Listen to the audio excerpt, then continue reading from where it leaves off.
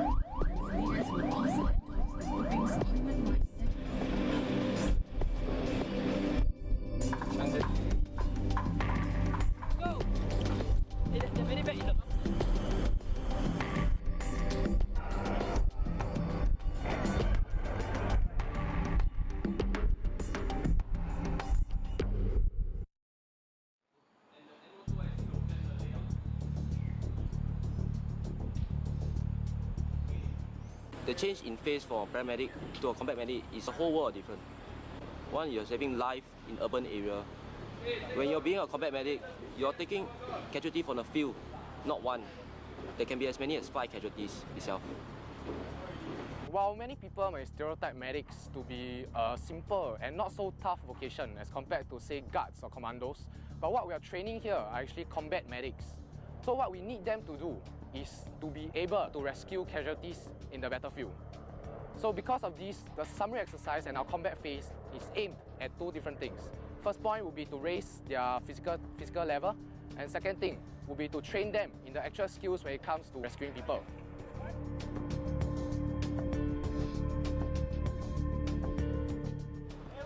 Here. Weapon. Sir, hello, are you okay? Weapon to casualty. It's been quite a hectic week, I would say, for most of the trainees and even the instructors. I guess what they're trying to do is to simulate the stressful environment so that they can train us to be competent and efficient medics. Minimize movement lah, minimize movement, you shaking the leg, I don't know what Yes, I. Go where? Platoon medic, company medic, all come forward, CSM come forward. This is a casualty collection point, not company collection point. They need somewhere to re-org, go to one side and re-org. I don't want to see casualty put down on the floor already, all the recommend all there. Become Rambo. Then my medic no place to work. This is where you manage your casualty, this is not where you Rambo. your home company. Be very clear on that. You must manage the area. Now what do? You report to him, report strength, start to move.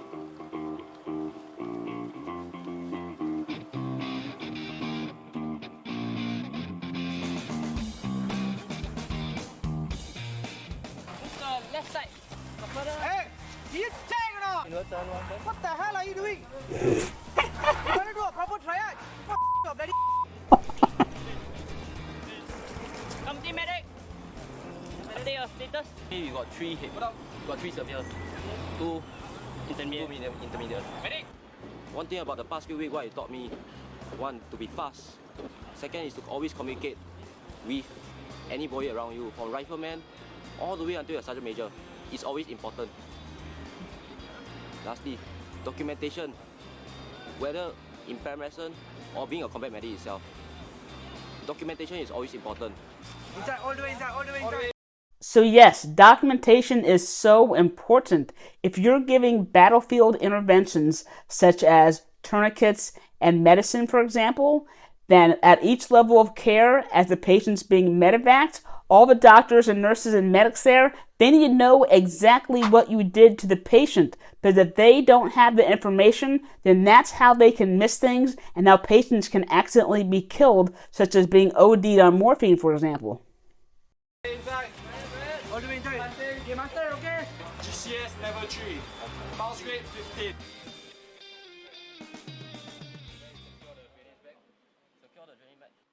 It's probably a battalion aid station right there, a BAS. Yeah, that's why just now these 2 casualties, you're wasting so much time because you're waiting for ammo. As company medics, you're under great pressure. The surrounding is so chaotic. With this, how are you going to treat? Are you going to give up as a medic? No. we learn how to control the stress, keep calm, compose, treat the casualty, and succeed in the mission. Entire VCR is going to evacuate already. Hurry up, guys. Referee, come in. The cadets that we are training here, they are going to be future specialists. They're going to be in charge of men, and in this situation, they're going to be working in places like the battalion casualty station. So they have to be able to lead their men, as well as they have to be able to do the basic role of a medic. So I'm pretty sure that Battalion Casualty Center is the same thing as a BAS or Battalion Aid Station. In addition to that, Come on, let's go, come on, let's evac, come on, evac. In summary exercise, all of us get to exchange roles, which is the most important point, because from experiencing the different roles, we know what to do when we have that kind of position outfield. The company medic, the platoon medics, the MOIC, and the senior medic especially, we'll get them to share what they experienced, the mistakes that they did, the things that they did well, the things that cock up in the end. So all these things we'll gather, we'll share with the friends, because not all of us get to do each and every role. So we'll share. By sharing, we learn the roles and responsibilities of medic specialists. How's your feeling now? So sharing your experiences and learning from each other is very important as a soldier, especially as a medic though. Sure?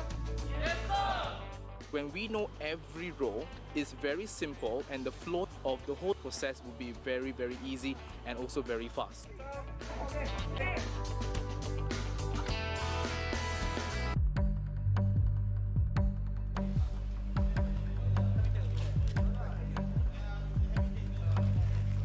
Are you guys ready for the mission? Everything is quite a blur because you've got adrenaline pumping through you and all that. It's the only IV session where we did in outfield, where we had to leopard crawl a distance towards the casualty.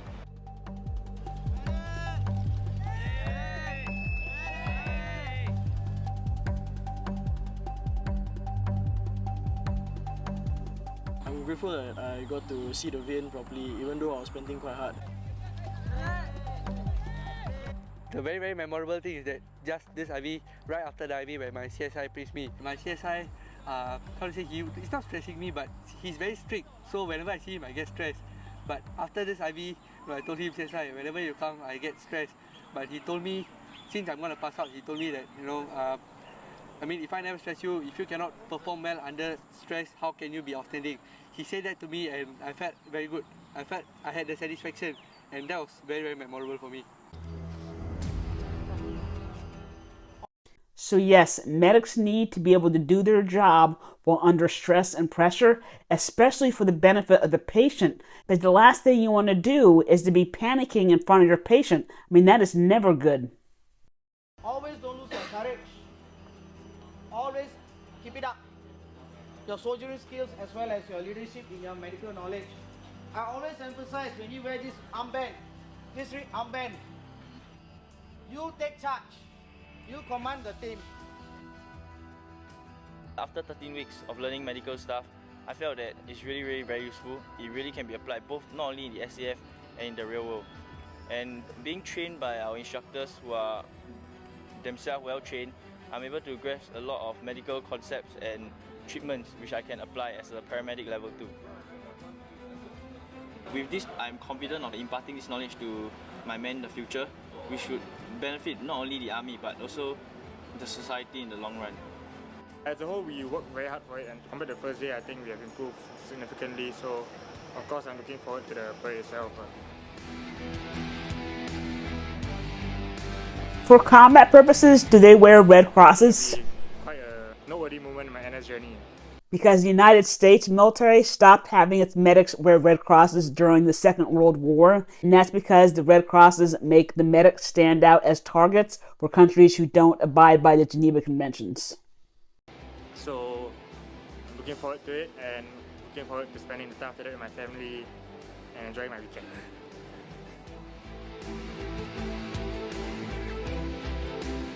I've been waiting for this day since the start when I just enlisted. My morale is really boosted up for the parade. I really can't wait to just get on the parade, do it well, and then just pass out as a third sergeant. I'm looking forward to what the future holds for me.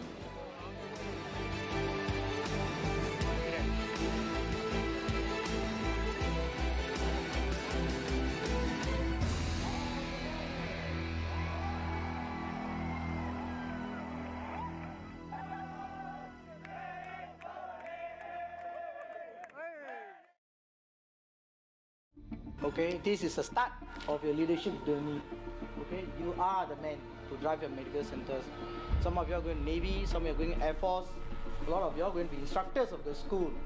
Okay.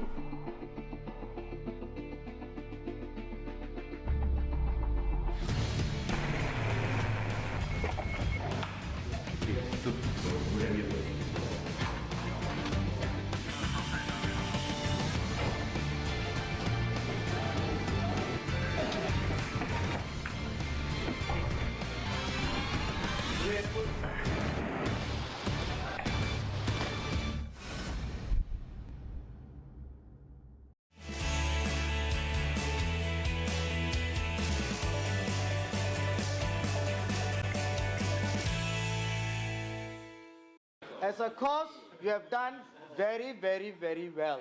Thank you, gentlemen.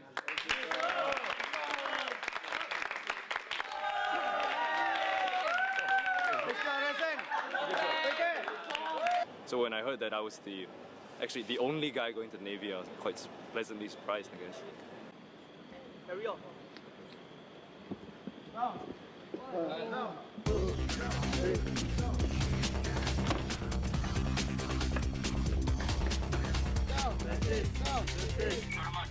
What kind of push-up you're showing me? Huh? This is an underwater combat medic course. This is not NCC course. NCC? What is that?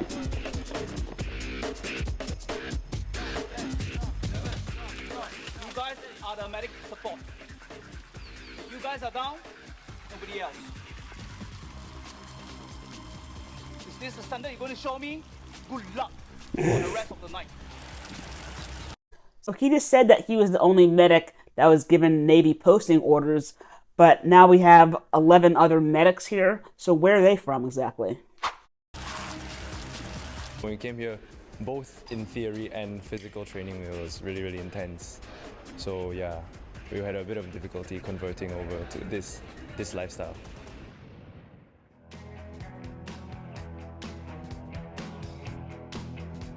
In your own way, you'll be serving in that underwater environment. Okay? Not that you're going to provide medical assistance underwater. Okay? You're not going to do that. But really, to understand the environment, the challenges, okay, of the people that you're going to support. Okay? I'd gone through the nursing test, the hyperbaric tests,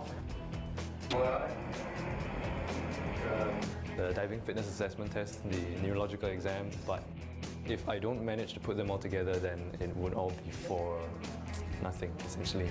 Tell me which side you're hearing the sound from, alright? On my left side. Okay. My right. Lower limbs, no problem. Lower limbs, no problems. So mainly the problem is where? Cheek. Loss of sensation. Loss of sensation in the cheek, right cheek. Loss of weakness in the left elbow and wrist, and some coordination problems. So this diver has come in after complaining of bilateral leg pain after a 30-meter bounce dive yesterday, worsening over 24 hours. So what we're doing for him now is our basic treatment table 5. He goes through 2 oxygen cycles at 80 meters, and then subsequently he's ascended.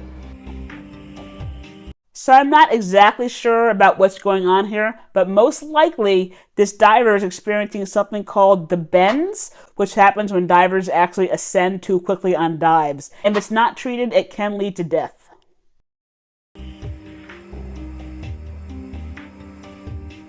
It was nice to have an experience inside the chamber with a real casualty. So what I took away is that it is extremely effective, because as we've discussed, the next day he already saw a significant improvement. This trainer gives a realistic training platform. Medics have the opportunity to maneuver and do casualty evacuation in a ship-like environment. DC chamber that we went to practice was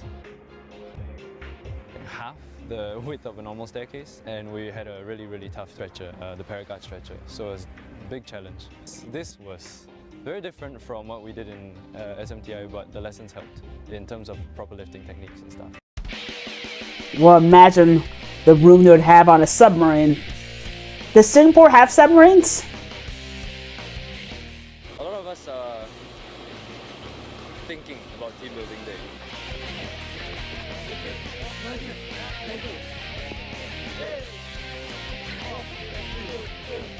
Our instructors are already preparing us for the physical portion, so not much else to do but just wait for it to happen and try and survive it. And recover. Recover.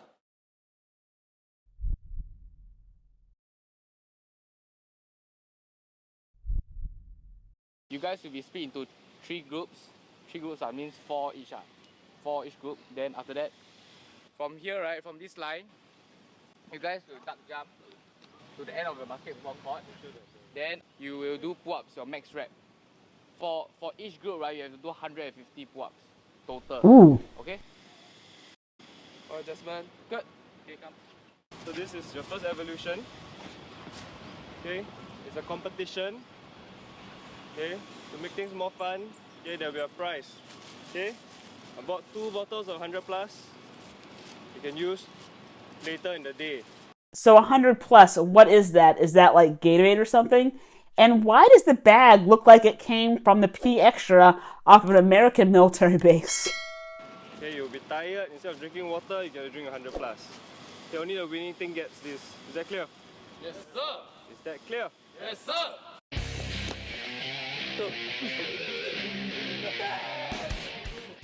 how many rescue reps will you do in resuscitation?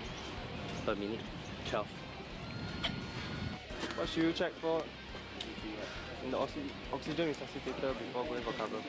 You check the gauge between 1000 and 1500.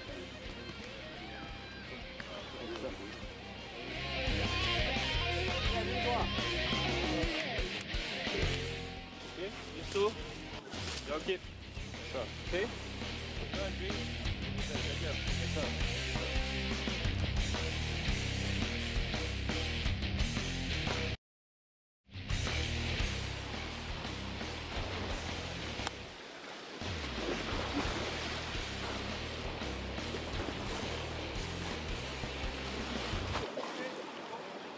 Once you reach surface, indicate you are fine. This is a universal signal that shows you that you are fine. Can we have that now? Yes, sir. Practice. Okay, so now you're going to do your 5-meter jump off HMS Terra. Are you ready? Yes, sir.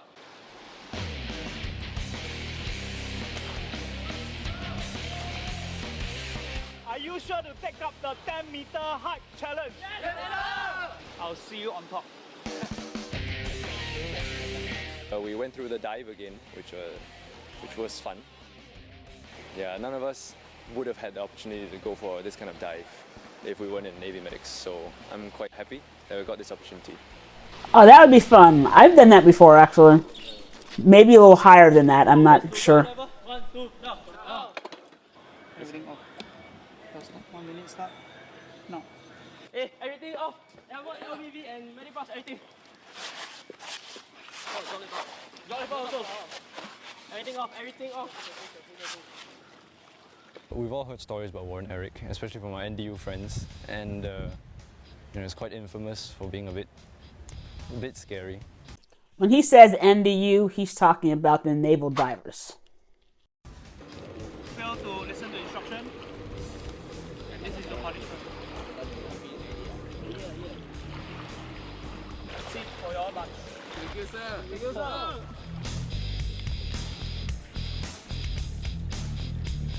Saltier for some reason. I guess this is one of the most unforgettable lunch I've ever had, but I'm not quite looking forward to dinner. Collect all your rubbish and keep. Do not dirty the sea.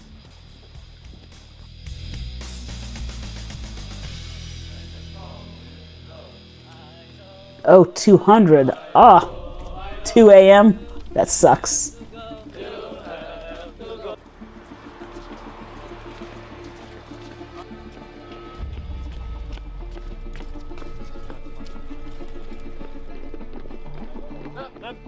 Left, right, left. Hey, we're not feeling well. No, sir. Breathe, breathe. Deep. If you're going to go through like that, there's no pride. You want pride. This is the only time you all show yourself, your true self, to your friend, your buddy, to the soldier beside you. This is the only time.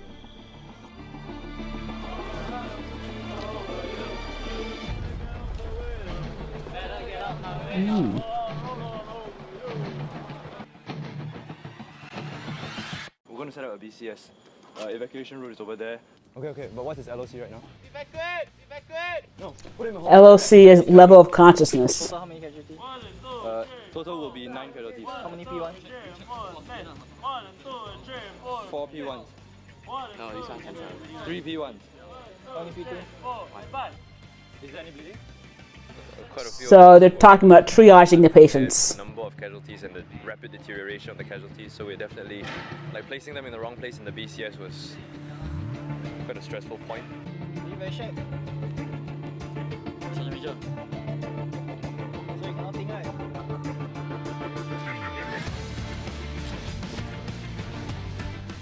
This takes the cake. I don't think there's anything else this tiring as of so far.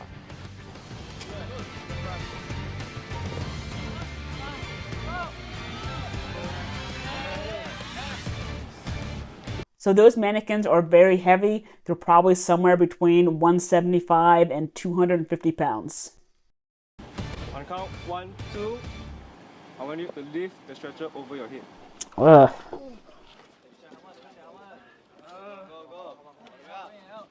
Well, who knows? Those actually might be heavier. I was surprised that all of us managed to hold on. That's just one instance of our physical endurance.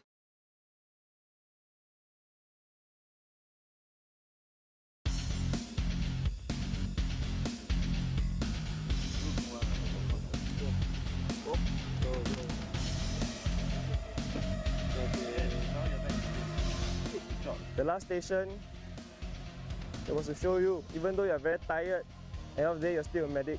If a patient needs your help, if the serviceman is injured, you need to overcome everything that you're feeling to save the patient.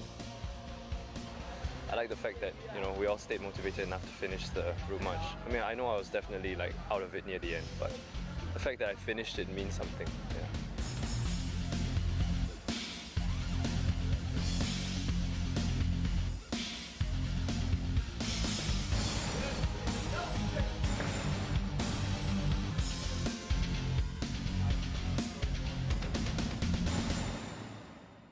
Awesome. So at least I understand the structure of this series a little more. The first few episodes were all on the basic combat medic course, and then from there, they're moving on to the underwater medics, whereas I think the next episode might be about search and rescue or the parajumpers maybe. I'm not really sure, but at least that makes sense now. So how the U.S. military does it is that every single branch trains their medical specialties at Joint Base Fort Sam Houston, but they don't train together. Each branch actually has their own separate course. So it is a little different than how Singapore does it. If you enjoyed today's video, then please give me a like and a sub, and maybe even check out this video. Thanks for watching.